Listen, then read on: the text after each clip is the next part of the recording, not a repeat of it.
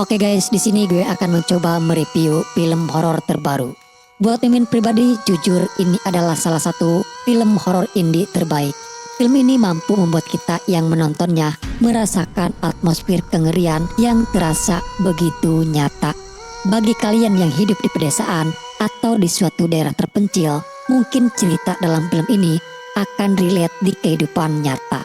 Film ini berjudul Tanduk Setan. Sebenarnya ini bukan film panjang guys, ini hanya film pendek yang digabungkan saja. Sepanjang kurang lebih 1 jam 20 menit, film ini akan dibagi menjadi 2 segmen. Yang pertama berjudul Kelahiran, dan segmen yang kedua berjudul Kematian. Oke guys, sebelum lanjut, alangkah baiknya gunakan headset kalian agar atmosfer horornya lebih berasa.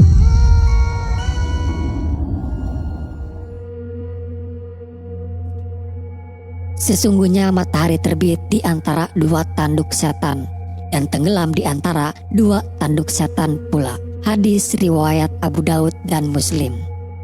Di segmen pertama ini menceritakan seorang wanita hamil bernama Sumirah. Usia kandungan Sumirah pada saat itu sudah menginjak 9 bulan. Dan hanya tinggal menunggu waktu yang tak lama kemungkinan dia akan melahirkan. Dan pada saat itu Sumirah mengeluhkan rasa sakit di dalam perutnya. Tanda-tanda sepertinya dia akan segera melahirkan. Jaya, suaminya, langsung memanggil Bidarsia, seorang paraji atau dukun beranak yang tinggal di daerah tersebut. Meminta tolong kepada Bidarsia untuk memeriksa kehamilan Sumirah. Sumirah mengeluhkan kalau rasa mulasnya hanya sesekali saja. Terkadang dia merasakan sakit yang luar biasa. Namun tak lama rasa sakit itu hilang dengan sendirinya. Bidarsia mencoba menenangkan Sumirah.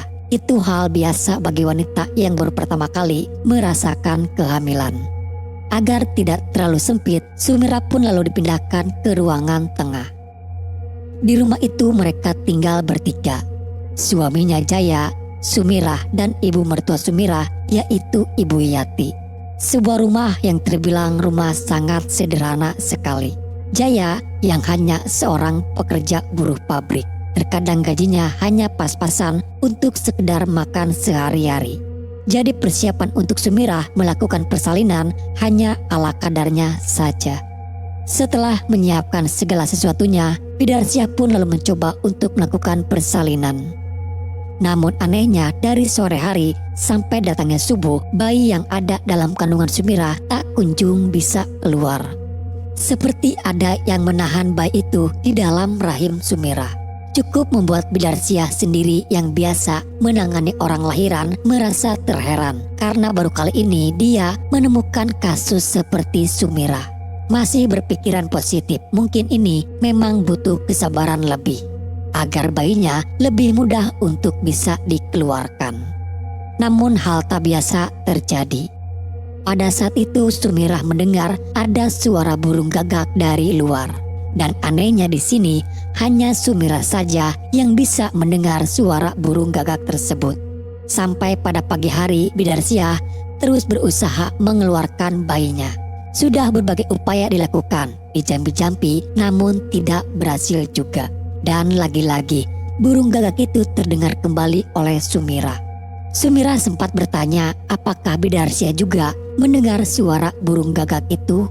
Namun Bidarsia langsung mengalihkan pembicaraan. Dia mengalihkan pembicaraan itu agar hal buruk tidak terjadi kepada Sumirah.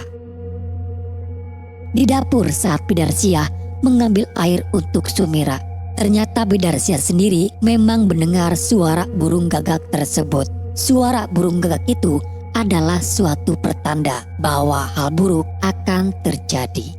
Bidarsia mencoba melihat ke sekeliling atap rumah dan dia dikejutkan ketika melihat ada sesosok hitam bergelantungan di sana. Bidarsia tidak ribut, dia tahu kalau ada yang mengincar bayi yang ada di dalam perut Sumirah. Dia kembali lalu meminta kepada Jaya untuk menutup semua jendela dan pintu rumahnya. Bidarsia mencoba sekali lagi dan memaksa Sumirah untuk terus mendorong agar bayi itu bisa keluar. Tapi sayang, usaha apapun yang dilakukan Bidarsia tidak membuahkan hasil. Bayi itu harus cepat dikeluarkan Dan akhirnya mereka memutuskan untuk membawa Sumirah ke rumah sakit saja. Emaknya meminta kepada Jaya segera menyewa mobil untuk membawa Sumirah ke rumah sakit. Sebelumnya Bidarsyah memberikan gunting dan bawang putih yang diikatkan ke kerudung Sumirah. Orang dulu percaya kalau benda itu adalah pelindung bagi orang hamil dari roh jahat. Sayangnya Jaya hanya mendapatkan mobil bak yang biasa untuk mengantarkan ayam. Itu pun dia dapatkan dengan bersusah payah. Mobil itu hanya bisa mengangkut 2 orang saja. Karena sudah terburu-buru dan sudah tidak ada waktu lagi, akhirnya Jaya yang akan berangkat berdua bersama Sumirah. Sedangkan emaknya dan Bidarsyah akan menyusul mencari mobil lain. Karena mereka berada di pedalaman desa dan perjalanan yang jauh, butuh waktu cukup lama untuk mereka bisa sampai ke rumah sakit. Tapi di tengah perjalanan terjadi beberapa keanehan. Mobil mereka dihalangi oleh anjing. Dan anjing-anjing itu seperti tidak membiarkan mereka untuk lewat. Sampai-sampai Jaya harus mengusir anjing itu terlebih dahulu. Lalu sampailah mereka di jalan raya. Setidaknya itu akan mempercepat perjalanan. Namun insiden terjadi kembali karena tiba-tiba ada seekor kucing hitam yang melintas. Jaya cukup terkejut dan langsung menghentikan mobilnya secara tiba-tiba. Tapi saat dia memeriksa keluar dan mencari ke kolong mobil, tidak ada bekas kalau Jaya menabrak kucingnya. Jaya kembali masuk ke dalam mobil. Dan mereka tak sadar kalau ada sosok lain yang mengikuti mereka mengelus-elus perut Sumirah. Jaya meneruskan perjalanannya menuju ke rumah sakit. Beberapa lama kemudian mereka pun sampai di rumah sakit tersebut. Rumah sakit yang aneh di mana terlihat semua orang yang ada di dalam rumah sakit itu menggunakan pakaian serba hitam. Tak lama kemudian datanglah seorang suster cantik menghampiri sembari membawa kursi roda. Kedatangan Sumirah seperti sudah disambut oleh pihak rumah sakit. Bahkan mereka juga tidak perlu mendaftar terlebih dulu. Suster itu juga mengatakan kalau rumah sakit ini mengutamakan wanita yang sedang hamil. Sumirah pun langsung dibawa menuju ke ruangan persalinan. Sebelum masuk, Jaya dan Sumirah diperkenalkan kepada dokter dan beberapa suster lainnya. Mereka yang nantinya akan mengurus semua persalinan Sumirah. Jaya dan Sumirah hanya bisa melongo sedikit merasa aneh. Karena tidak biasanya pihak rumah sakit besar memprioritaskan pasien seperti mereka. Selama proses persalinan, Jaya tidak diperbolehkan masuk. Dia diminta untuk menunggu saja di ruangan tunggu. Jaya lalu mencoba mengabarkan ibunya melalui pesan WhatsApp, memberikan foto kalau dirinya sudah berada di rumah sakit. Namun hasil dari foto itu semuanya terlihat gelap. Jaya sama sekali belum curiga karena dia beranggapan mungkin handphonenya saja yang error. Tak lama ibunya langsung menelepon. Di dalam semua masih terlihat normal. Sumirah lalu diminta untuk melepaskan kerudungnya. Dengan Sumirah melepaskan kerudungnya, itu sama saja dia sudah melepaskan gunting pemberian Bidarsih yang menjadi pelindung Sumirah. Sementara di luar, telepon Jaya terganggu karena tidak mendapatkan sinyal. Di saat bersamaan datanglah seorang tukang beca. Tukang beca itu mengira kalau Jaya memanggil dirinya karena mengacungkan tangan. Tapi perbincangan mereka sedikit tidak nyambung. Ketika si tukang beca menanyakan memang sedang apa Jaya di sini. Jaya lalu menjawab kalau dia sedang mengantarkan istrinya yang melahirkan di rumah sakit ini. Si tukang ojek itu pun terkejut. Namun Jaya tidak terlalu memperdulikan dan kembali masuk ke dalam rumah sakit. Disinilah keanehan itu terjadi. Sumirah diperlakukan kasar. Kedua tangannya dipegangi oleh para suster. Sementara dokter itu mulai meraba-raba perut Sumirah dan mengambil paksa bayi yang ada dalam perut Sumirah. Jaya sendiri baru tersadar kalau ini sebenarnya bukanlah rumah sakit seperti apa yang dia lihat. Lalu tiba-tiba suasana di rumah sakit berubah menjadi gelap. Tak lama kemudian terdengar nyaring suara cekikikan wanita yang tertawa. Dan pada kenyataannya Jaya berada di dalam sebuah hutan. Para suster itu adalah jelmaan dari makhluk halus yang sejak dari awal memang sudah mengincar. Merekalah yang menahan bayi Sumira untuk tidak bisa keluar dari perutnya. Dan sekarang bayi itu akan mereka ambil. Sumira tersadar kembali dan dengan keadaan perutnya sudah dipenuhi darah.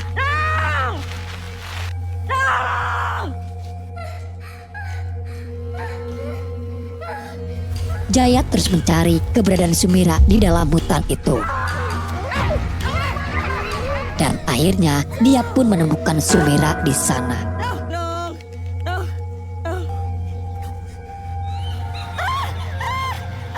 Jaya berusaha keras membawa Sumira untuk bisa keluar dari dalam hutan. Walaupun dalam setiap langkahnya Jaya harus melewati banyak makhluk-makhluk halus yang meminta dia untuk meninggalkan Sumira. Suara geraman dan suara bisikan meminta Jaya meninggalkan Sumira. Berbagai macam jin ada di sana, tapi Jaya terus berusaha untuk tetap membawa Sumira. Godaan itu terhenti ketika Jaya berserah diri dan meminta pertolongan kepada Yang Maha Kuasa. Tak jauh dari sana, Jaya melihat ada mendiang bapaknya Sumira yang telah meninggal. Jaya berusaha mendekatinya, tapi ternyata itu hanya halusinasinya saja. Dan Jaya hampir saja tertabrak oleh mobil yang melintas. Jaya berhasil membawa keluar Sumira di dalam hutan itu. Dari kejauhan, dia melihat kalau mobil yang dia bawa tadi siang ternyata mengalami kecelakaan. Dan kecelakaan itu terjadi ketika Jaya seperti menabrak seekor kucing hitam. Di sana juga terlihat emaknya bersama Bidarsi yang mencari keberadaan mereka. Jaya berteriak memanggil mereka. Dengan penuh tangis haru, emaknya bersama Bidarsi menghampiri Jaya dan Sumira. Sumira pun langsung dibawa menaiki mobil. Tak lama, akhirnya Sumira tersadar kembali. Dan di atas mobil itu, Bidarsiah mencoba melakukan persalinan. Namun sayang, ternyata bayi itu sudah tidak ada lagi di dalam perut Sumira. Melihat apa yang sudah terjadi, mereka hanya bisa menangis beristighfar karena tragedi bayi Sumira yang menghilang. Dan segmen yang berjudul Kelahiran pun selesai sampai di sini. Oke guys, kita akan melanjutkan ke segmen selanjutnya, yaitu ke segmen yang berjudul Kematian. Tapi sebelum lanjut, alangkah baiknya kalian klik tombol like ya. Umat muslim percaya membaca surat Yasin dari Al-Quran membantu seseorang yang sedang berada di ambang kematian, supaya bisa segera sembuh dari segala penyakit, atau sebagai tuntunan agar meninggal dunia dengan tenang. Pada malam itu orang-orang sedang membacakan surat Yasin dengan sungguh-sungguh. Bacaan surat Yasin tersebut ditujukan kepada ibunya Nur yang sedang mengalami sakratul maut. Keadaan ibunya Nur sebenarnya sudah tidak lagi berdaya dan mungkin sudah tidak bisa lagi tertolong. Tapi walaupun sudah di ujung kerongkongan, kematiannya seperti tertahan. Dan itu juga membuat ibunya semakin tersiksa. Setelah ditelusuri, terungkaplah fakta bahwa ternyata ibunya Nur memasang susuk di dalam tubuhnya. Susuk itulah yang menahan kematian ibunya. Karena sebelum susuk itu dicabut, Ibu Nur akan merasakan penderitaan yang lebih lama lagi. Fakta itu diungkapkan sendiri oleh ayahnya. Diceritakan dulu ibunya adalah seorang sinden. Keadaan mereka pada waktu itu sempat terpuruk karena ibunya sudah tidak laku lagi menjadi seorang sinden. Hingga ibunya nekat memasang susuk agar terlihat awet muda dan cantik. Di lain tempat kita juga diperkenalkan kepada Asep. Dia adalah adiknya Nur. Asep sedang dalam perjalanan mencari alamat si dukun yang dulu memasangkan susuk itu kepada ibunya. Di rumah Nur tak henti-hentinya berusaha membimbing ibunya untuk mengucapkan istighfar. Namun seperti apa yang kita dengar, ibunya hanya bergumul tidak jelas. Bahkan untuk mengucapkan sesuatu saja, ibunya sangat kesulitan. Asep akhirnya berhasil menemukan kediaman rumah si dukun. Diketahui si dukun itu bernama Mbah Taliman. Namun pada waktu itu Asep hanya bertemu dengan putranya Mbah Taliman. Asep lalu menceritakan kronologis yang kini terjadi. 30 tahun lalu ibunya memasang susu kepada Mbah Taliman. Dan sekarang kondisi ibunya sedang sekarat. Asep memohon meminta tolong agar Mbah Taliman mencabut susu yang ada pada ibunya itu. Agar ibunya bisa meninggal dengan tenang. Asep sendiri tahu alamat Mbah Taliman dari bapaknya. Karena bapaknya lah yang pada waktu itu mengantarkan ibunya ke sini.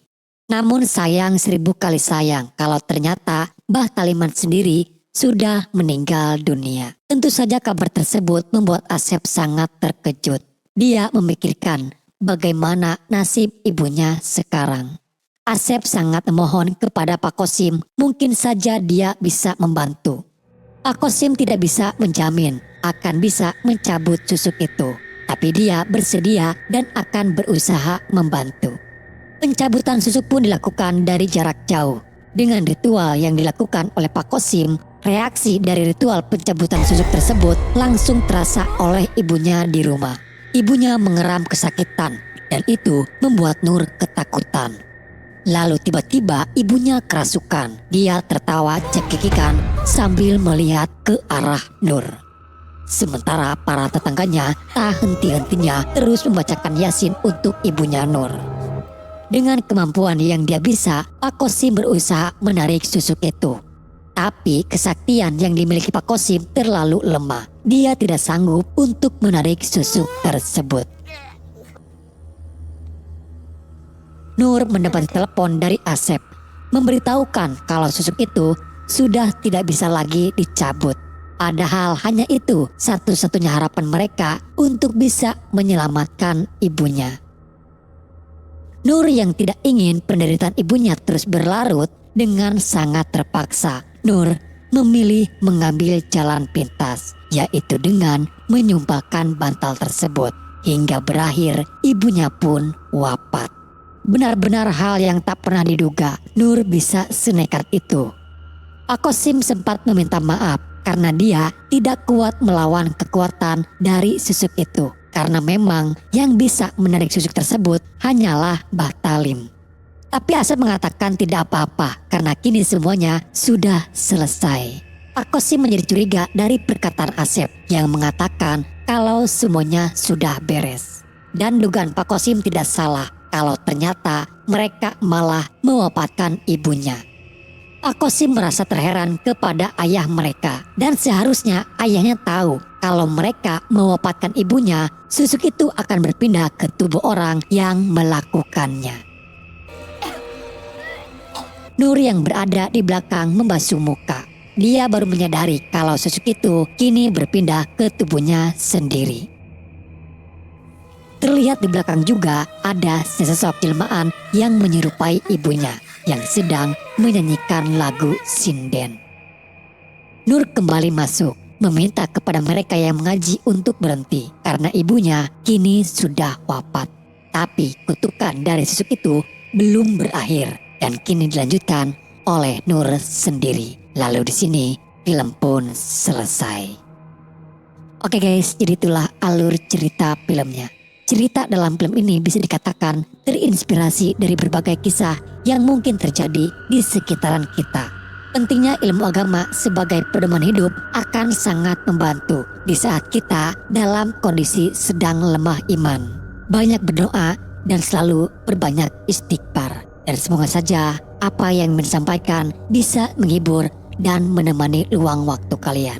Sampai jumpa di video selanjutnya. Salam dari Armin dan bye-bye.